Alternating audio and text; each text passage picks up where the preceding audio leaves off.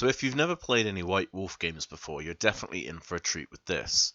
White Wolf does a number of excellent role-playing games, including Werewolf, Mage, and Hunter, but today we're going to look exclusively at Vampire the Masquerade.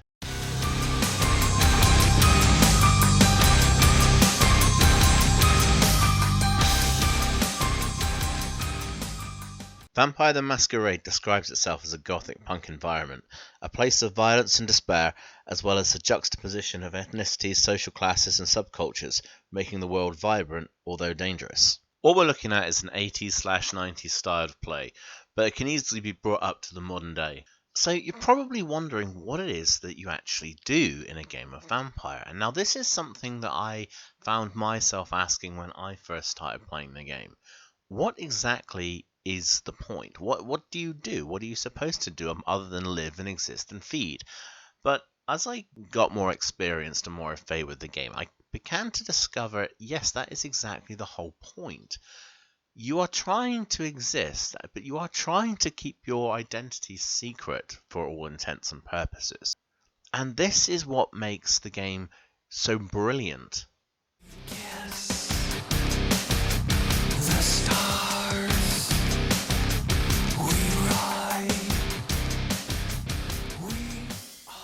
White Wolf have done a very good job of setting up a group of specific and important traditions for their vampires. However, what they've done brilliantly is taken their rules system and put it in complete opposition to exactly what the vampire is supposed to do.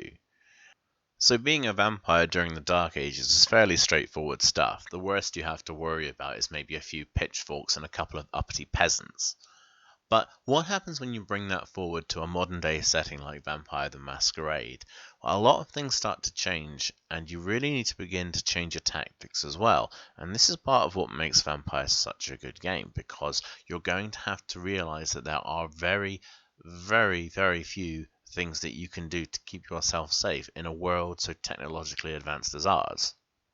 So the vampire's best and most effective tactic is clearly secrecy, hence the masquerade. As far as the rest of the world is concerned, vampires do not exist, and that is exactly the way that you want it. However, this non-existence, this lack of being a part of a community or even just being part of a town or city can have a very detrimental effect on you, especially as you get to understand what it is that the game mechanics are trying to show you. And this is very prevalent in your self-control and your humanity. And I'm going to go into this in a bit of detail in a minute, but I think it's really where the crux of the game is centered, or where it should be focused. You are trying to stop your own nature from exerting itself. You are trying to subsume that horrific part of you and retain what's left of your humanity. And this is brilliant. This is absolutely the best part of this entire game, and it's one that I think gets overlooked a little too often. So vampires in this setting are very animalistic creatures, and this is very apparent. They're very territorial, and they're very, very selfish as well. A creature of the night often finds itself pining for the life that it once had. This is mostly because what tends to happen is a vampire will search for a potential companion to share those long, endless nights with. What you'll find is that they stalk like hunters, and they choose their prey. It's almost serial killer in its application. But what's most terrifying is when that person is chosen and made into a vampire, it's oftentimes they have little to no choice in the matter. And then the cycle begins again, when that vampire grows and it ages and it becomes lonely and distraught in life. Perhaps the previous master had become bored with them, perhaps they had abandoned them, perhaps they didn't think they were worth their time or effort or investment. And it's like a cycle of abuse, and it's very dark and very, very damaging to the psychological aspect of what's left in the person they've chosen. And this is what makes it such a cool, cold, vicious game, that you can really, really abuse the characters within it. So it's at this point where the Masquerade kicks into full effect, and it's also what brings together the storyline. So what will happen? You find yourself having to either deal with transgressions where the masquerade has been broken, or perhaps you're trying to work actively to enforce its ideals so that, again, the people are still unaware of vampires and their existence. Because of the territorial nature of vampires as well, you'll find that there are strong elders who govern various regions or states or counties depending on where you set it. So there are lots of actual good scenario ideas within it, literally built into the framework. So once you've actually read the rules and researched into it a little bit, the scenarios pretty much write themselves.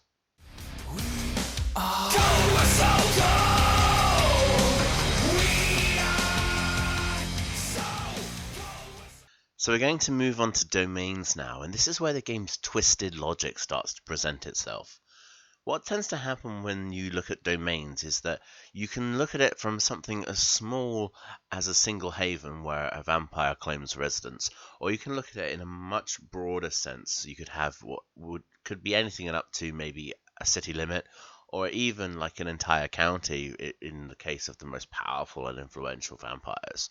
So what will happen is, in a large area where you have a great amount of vampires congregating together, 30 or more, or even up to 100 in the worst case scenario. And that might sound a bit odd, but to be honest, if there were tons and tons and tons of vampires around everywhere, there would be no populace.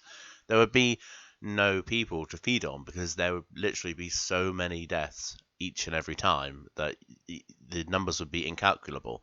And this is, again, it refers back to the Masquerade as why there are so little vampires running around, for exactly these reasons, but I digress. So as vampires, you're going to find yourself made up of a number of different groups, obviously from the different clans that are available.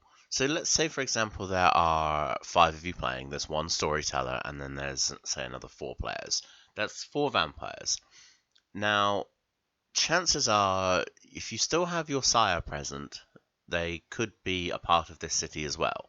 So let's just assume, for argument's sake, that everyone's sire is still present and they all actually reside within this current domain. That constitutes 8 vampires. That is almost, if not near enough, the entirety of the vampiric population for that area.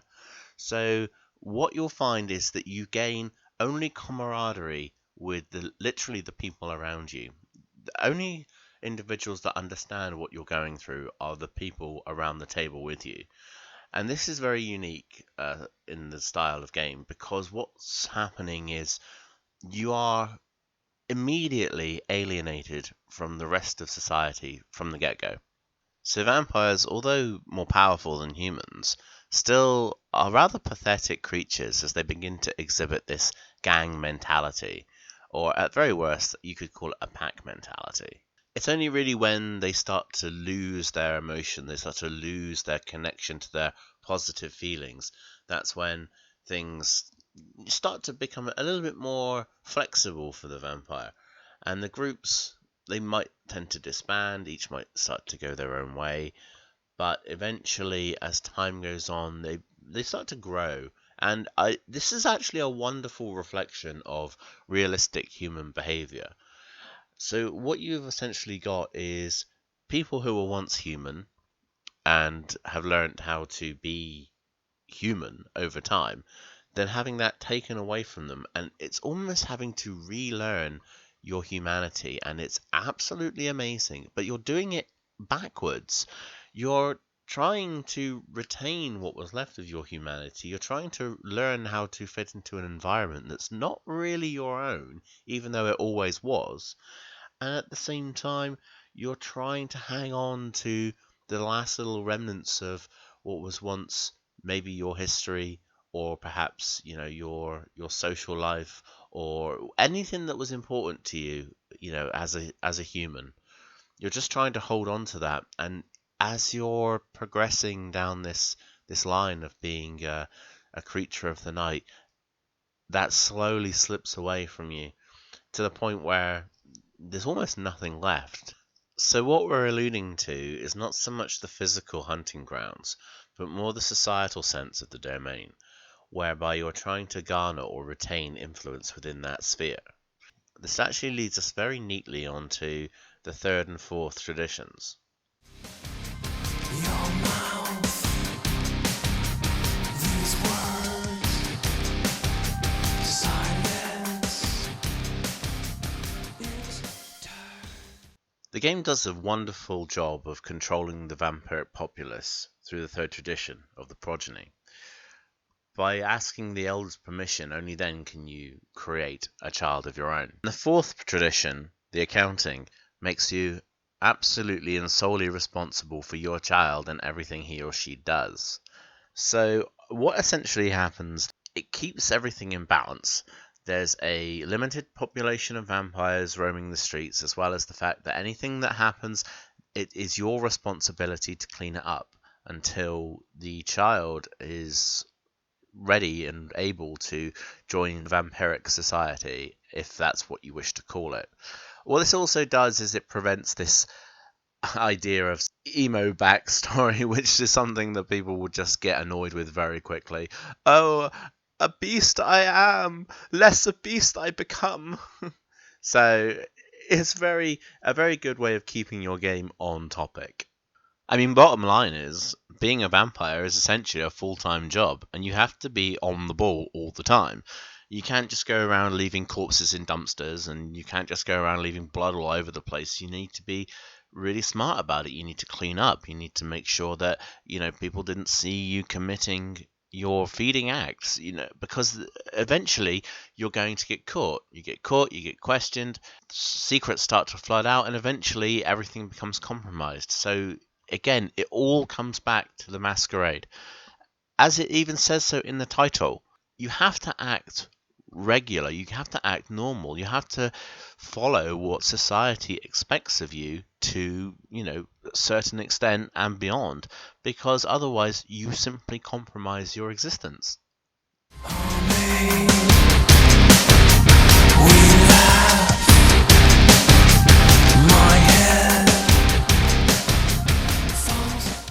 So the tradition of hospitality is one such as you present yourself to the prince residing over that area, and it is the prince's right to allow or deny another vampire to take up residence within his quarter.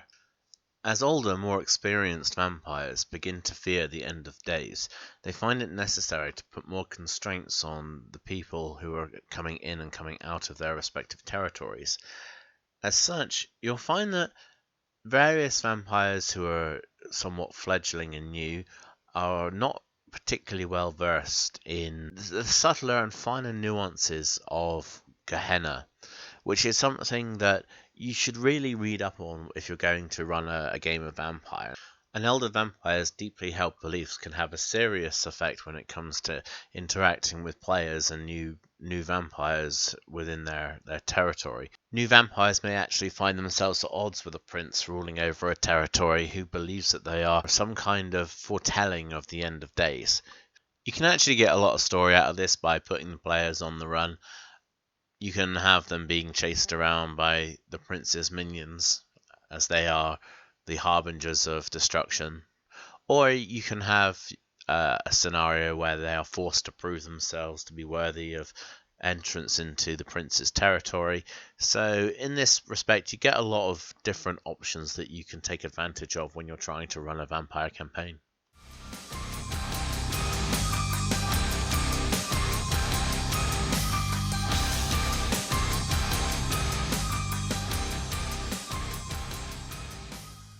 So it is the elder's right and the elder's right alone to order the destruction of another kindred. Now, by this point, you've probably come to the realization that all of these traditions essentially are the deepest form of control that you can exert over another group. So what essentially happens is we have this wonderful balance of power within the kindred community itself, as small as it might be. The traditions essentially keep a lid on the primal instinct of the vampire, the more animalistic tendencies which get amplified after becoming a creature of the night. But it also creates a power structure for the elders and the elite of the vampire community. So what you get is this two-tiered effect. The younger vampires have rules to stop themselves from being exposed to the wider world, but they also are forced into obedience as well. So this keeps them essentially under the elder's thumb and stops any kind of uprising. At least that is the theory. In game terms, this tradition is very open to abuse. Because what you can potentially say is, well, I believe these new fledgling vampires entering my territory are a threat to me, and therefore I will order the hunt against them. It doesn't necessarily mean they have, or ever did, have any transgression in the Masquerade in any way, shape, or form, but it could simply be the paranoia of the prince, and he decides, right, you are to be terminated, essentially. So, in summary, these traditions make a really great framework for your vampire adventure or campaign. Really play up how important these traditions are, because these traditions give structure to the game, and a structured game is a fun game because it seems real, and when something is real, it's immersive. So really make sure that you put forth the importance of these 6 traditions. Now there's so much more that I could go over in this video pertaining to this game, but I just cannot cover it. It's such a great gaming experience, and you can really make it into almost anything you want it to be.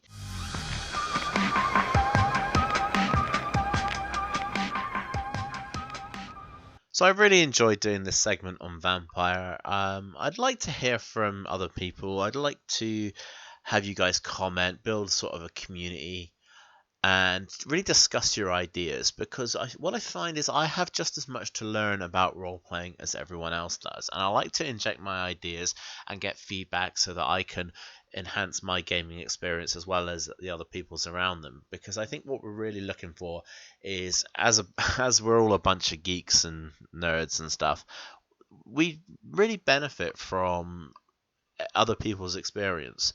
And I find that when you have your gaming groups, they tend to be very, very close knit. So the more that we can kind of share our ideas, the better off I think we'll all be. So if you like the video, obviously leave a like, comment if you have some creative input that you want to share with everyone else.